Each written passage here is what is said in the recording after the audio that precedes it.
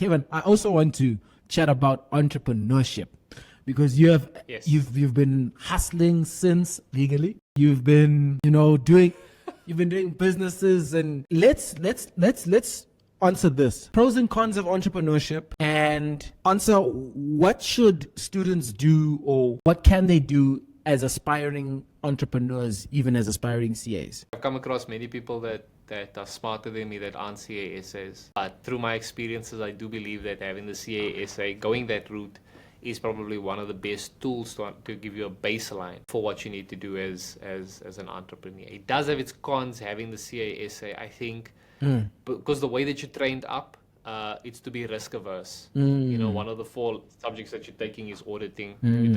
And generally, the overarching principle is prudence. Yeah. So if you had to choose between taking the expense or parking it on your balance sheet, the prudent thing is to actually take the expense. But it's a thinking that permeates through everything that you do. And for a lot of people, it fits in line with their personalities. I'm risk averse, and maybe it's because of growing up in the poor circumstances. So I tend to be a holder, more pessimistic, more cautious, keep the reserves, that kind of thing. So in that regard, you kind of bump heads sometimes with the entrepreneurship, what is required from you on that side. So the CASA is going to give you a good baseline for it. But you need to be aware of the way that you get trained for it. Likewise, just for example, if I just deviate, if you've gone the engineering route, the guys that I see with engineering have a certain solution mindset, especially the mechanical engineers and the electrical engineers. There's a way that they think about things, that helps them to process solutions. So even if they're doing something that's not related at all to engineering, there's a way that they think. And likewise with the CASA, the way that you're taught to answer a question, to read through the text, to look for certain, things that can tie up with your knowledge and the way you process things. How this then fits in with entrepreneurship is, entrepreneurship has its pros and cons, I think, that you made. So let's maybe just to contrast it is let's talk about the normal route that you would go. So you'd finish up your articles, you may get a job as a financial manager. That's usually the typical route. Become CFO, maybe shift over to the CEO role, and anytime along that way you may get involved with operations. So those are all if you want to call it like the standard routes. Nothing wrong with it, nothing wrong. But what happens with those things is it's kind of you work your way through it, but you're gonna get a salary, you're gonna get benefits, you're gonna get. But the idea is that you kind of have a more protected, sheltered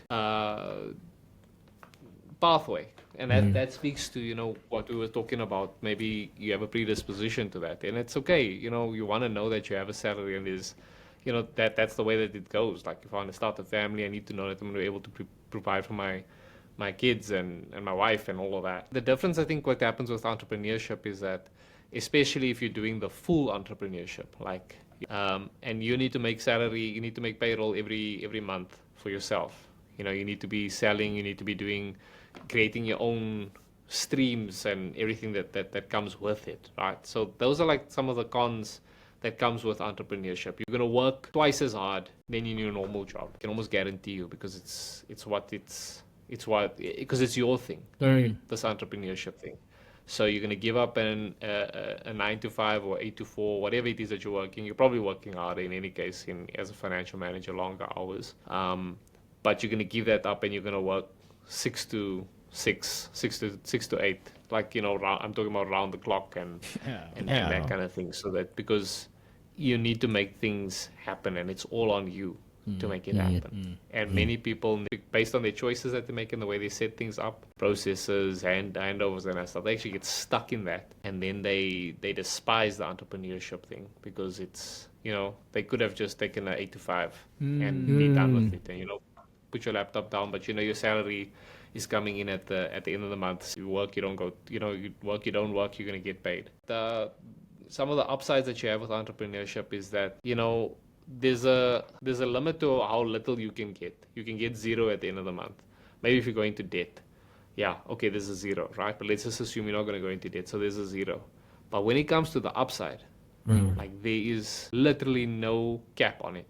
The only cap is what is it that you're offering, at what price are you offering, and to how many people are you offering it. Weird. That's really in your constraints. That's going to be the limit of the upside. Whereas if you're in a normal job, like your upside is like you're restricted. They're not going to give you. They're not going to double your salary year on year. They're not going to triple your salary year on year. But in entrepreneurship, if done right, you can double your income in the space of a year. You can triple it in the space of a year, depending on how you do it. You know.